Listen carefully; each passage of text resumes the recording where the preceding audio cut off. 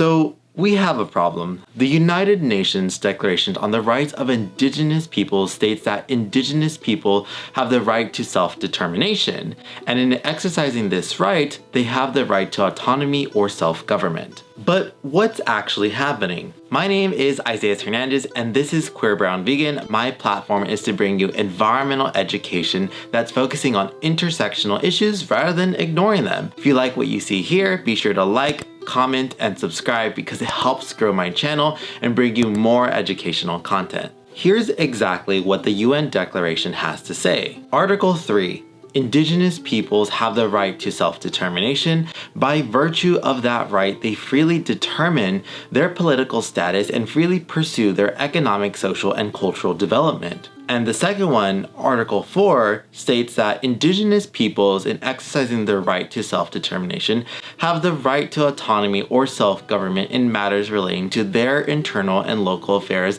as well as ways and means for financing their autonomous functions. Indigenous autonomy, the right to self-governance, has been determined to be a right of all Indigenous peoples, and this is a great thing for humanity. Indigenous lifestyles contain solutions to climate change because they know how to live in harmony with the land. For example, Indigenous knowledge, cultures, and traditional practices contribute greatly to caring for the Amazon rainforest. Science has proven that Indigenous peoples who have the rights to their lands are the most effective stewards of tropical forests, which regulate the climate of the entire planet. This has been their work for generations, and their cultures depend upon it to thrive. That's a big deal. Failing to protect Indigenous autonomy of ecosystems or on the earth and the stability of our climate, the most effective solution is to protecting these forests is to uphold Indigenous sovereignty, protect and defend lives and territories, and support and amplify Indigenous-led solutions for forest conservation. So how do US financial institutions fit into the degradation of Indigenous autonomy, in turn furthering climate instability? The world's largest banks, for example, like Citibank, Goldman Sachs, JP Morgan Chase, HSBC, as well as the international insurance companies and other financial products for the oil drilling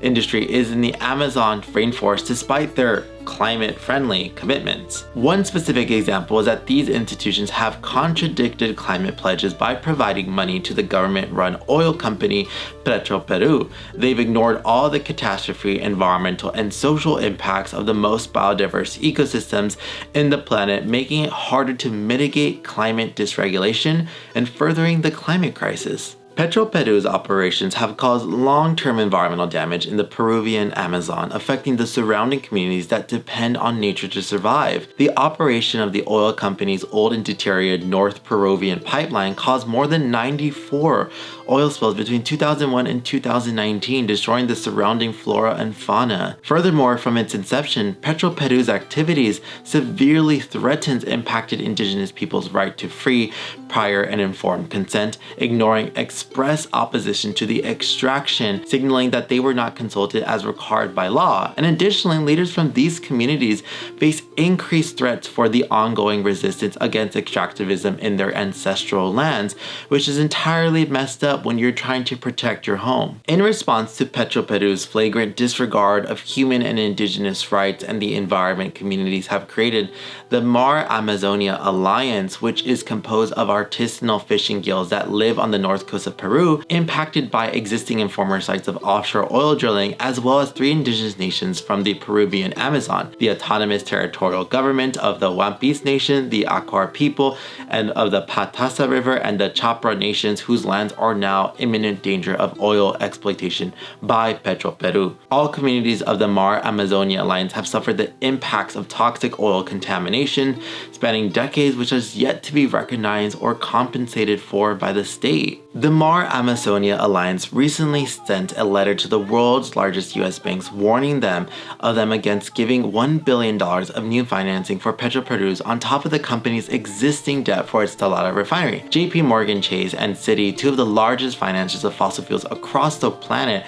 were linked to this potential financing. As Petroperú grows more desperate for cash to sustain itself, the alliance seeks to meet again within the banks at the end of April with higher-ranking executives who hold more decision-making power. In solidarity with the indigenous nations and the broader Mar Amazonia Alliance, please join in sending a message to the banks in support of indigenous nations demanding an end to the financing of Amazon destruction. Indigenous peoples' lands rights and autonomy must be respected in order to protect our planet. I'll leave a link in the description below. Thanks for watching, and be sure to like the video, send a message, leave a comment with something you learned, and subscribe to the channel if you like what you saw.